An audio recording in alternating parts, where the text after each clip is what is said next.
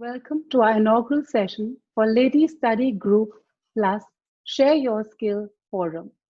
We are so proud of our members' individual achievements, and through this forum, we will provide a platform to showcase this wealth of knowledge and experience that we collectively hold within the study group.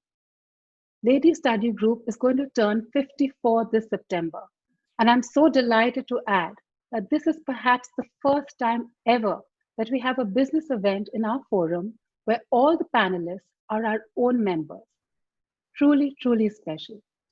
And today we are going to together discuss the business of fashion. Let's begin the chat show. Looking forward to it. Sustainable clothing is timeless and many a times heirloom. Do you think the weavers of India need to innovate for a bigger market since we are now promoting Atmanirbharta? I feel that sustainability as we know it needs to be practiced by the consumer, the designer, the manufacturers, the artisans, etc. across the spectrum. The fashion and the textile industry has a clear opportunity to act responsibly. There's an urgent need to place environmental, social, and ethical concerns in our consumptions of fashion. There was a forum a few months back led by a few stalwart of fashion designers in Europe, mostly the luxury fashion brands. They got together and they really want the fashion industry to rethink how to present fashion all over again.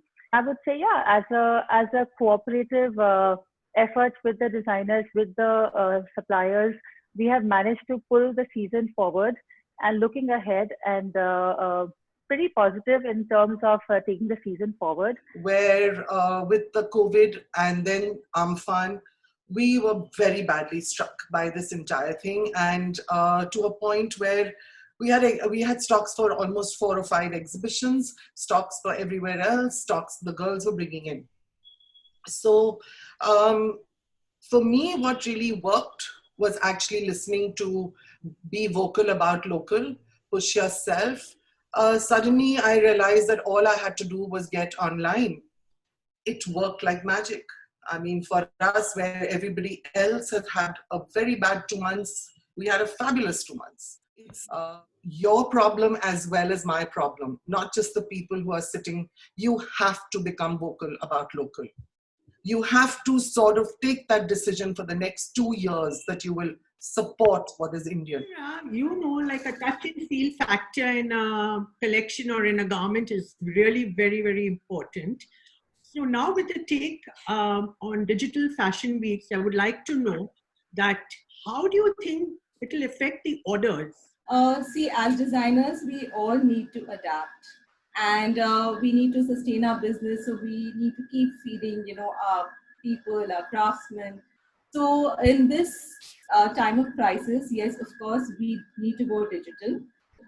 There are a lot of advantages of having digital platforms as well, because actually you can reach out to a more global audience. Like the buzz of a fashion week can't be like replaced through a digital platform. So in the line of luxury wear, China has been a backbone for the fabrics. Now with the ban on trade with China, how do you think the sector will adapt to these changes? Secondly, do you think influencers on Instagram really help in brand building? In India, we are very lucky that we are a race that who loves traditional wear, and we love our traditional textiles. And we have so many. We have more than 30 states, and every state has their own, weaves and different kinds of textiles which can be adapted in luxury wear. And influencers are actually the new media who are young and they're hip and they they have a million followers, millions of followers, and they can bring the visual of your brand to those millions of followers in the right way, which is as good as advertising. The new effective way of working is now collaborations between the brand and influencers. to bring visibility. And then of course there is celebrity dressing, where Bollywood is also really really big, where an image of an actor wearing your clothes or accessories, can reach different all parts of the planet, and that's again a very very effective way, visual way of taking your brand across the world in visibility. Do a rapid fire question for all of you, which could be fun. A fashion trend of your mother that you admire. Bright lipstick. I have no choice about the first question. The fashion trend of my mother. I think everybody knows the answer. Yeah. From my mom, I think my mom is like a really elegant lady, and she loves to wear pearls. So, well, I would say my mom is more a sari dresser. I've always seen her in very graceful saris. And I think sari is something that everybody calls very graceful and evergreen and very classic. And I love to see her in that. And I love to see myself in that too. And I love her very classic old vintage jewelry. So that's something that's like heirloom for all of us. And a fashion trend of the young generation that you don't admire. Neon colors. I'm not very much into very neon colors. And younger generation, I think they're only wearing ripped clothing all the time. So I think I'd stay away from it. So one fashion item you don't see yourself buying for a while now. Maybe like platform heels.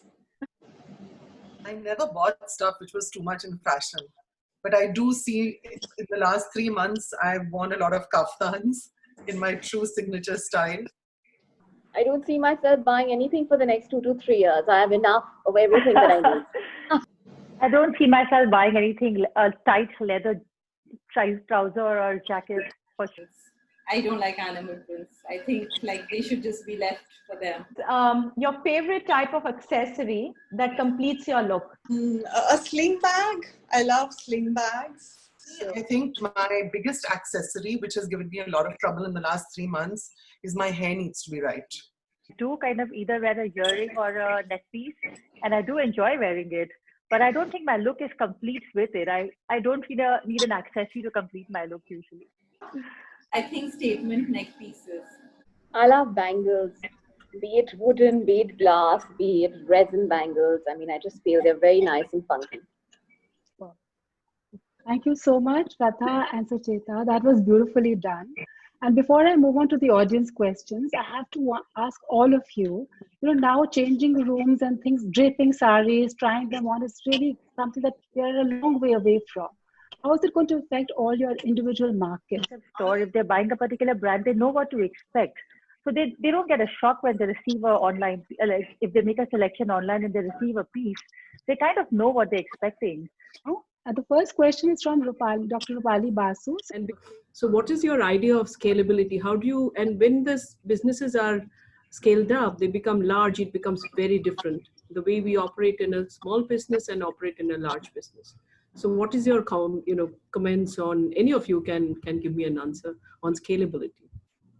Well, I would say at this time, I would focus on not letting go of people rather than scaling up. And to answer her question, scalability has always been, with growth, you look at scaling up your business. In our business, we employ men and women equally. In fact, a lot of our merchants and designers are women. A lot of our hand embroidery or the finishing, we employ a lot of women. Do you think reverse migration is going to become the most important part of couture, given that the craftsmen are housed in the villages during the pandemic? So for me, like I said, our entire program is Dwar Pe Rozi, where we go to the villages. Embroidery and the export industry, a lot of skilled laborers come from Bengal and they go to Delhi, Bombay, Bangalore, Chennai, all other cities to work.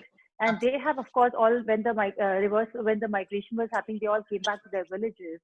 And the fact that they don't want to go back is coming back to us. Like a lot of companies in Europe and Italy are contacting us because they were relying on export houses in Delhi and Bombay. And they know that it probably will take a few months or maybe a couple of seasons till all the laborers would want to go back. And so they want us to create a small setup for them because they know the embroidery guys come from Bengal. So between what I wanted to know is between sustaining your brand and sustaining the workforce that you have, how would the designers keep a balance? Because if you don't, if considering the bad times that are there, if you continue with the workforce, the brand gets affected. If you leave them, there's still a chance of they coming back if you sustain the brand. So how are you all keeping a balance in that? We were very fortunate that some of our international buyers also offered to kind of create a donation fund for the workers, and they really cared for the workers and the fact that they are daily wagers, and we really made an effort to support them as much as we could.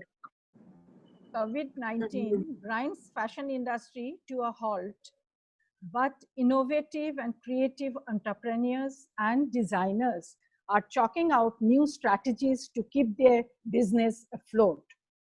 Virtual stores are the new normal. We thank our amazing panel on the business of fashion, Ms. Kamal Sood, fashion designer, Sujata Sarogi, textile designer, Malika Verma, social entrepreneur, Ruchira Kandari, fashion entrepreneur, and Viva Kejriwal, business entrepreneur, for sharing their ideas and strategy of rethinking in the new normal. Also, we thank our members, Sucheta and Shraddha, for sharing the conversation with pertinent questions. We thank all our members and the media for their support. Stay safe, stay stylish. Thank you all. Thank you so much, Sumita Di. And thank you all once again, our panelists and everybody else and our members too, for sharing such a lovely evening with all of us today. Today, I have completed 1 month as president of your organization. And in this 1 month, we have done 5 events in diverse fields. So I would also like to take this opportunity to thank all my Wonder Women, my committee, and my entire team at our LSG office. They all silently work so hard behind the scenes from their homes to put each and every event together so seamlessly for all of you. And I'm truly grateful to each and every one of them for being by my side constantly and virtually too. I would also like to add that the Share Your Skill Forum has been created only for you members. So should you wish to share your skill with us on this platform, do send us a WhatsApp message clearly detailing your industry and your role. We are planning future webinars on this format too, and we will be in touch soon. Also, as we are living in a socially distanced environment, we at LSG are doing our best to stay connected with all our members. I would request each and every one of you to join us on our social media handles, Facebook, Instagram, and YouTube. There are many advantages there. Over and above our upcoming event announcements, you can also enjoy images, videos, and other interesting event updates and recaps. Plus, you can watch any event that you wish to, or you might have missed out on. So do press the like and follow button on the Ladies Study Group social media handles and stay connected with all of us there too. Thank you all once again. Stay home, stay safe, and as our panelists have said today, stay fashionable too. Thank you so much.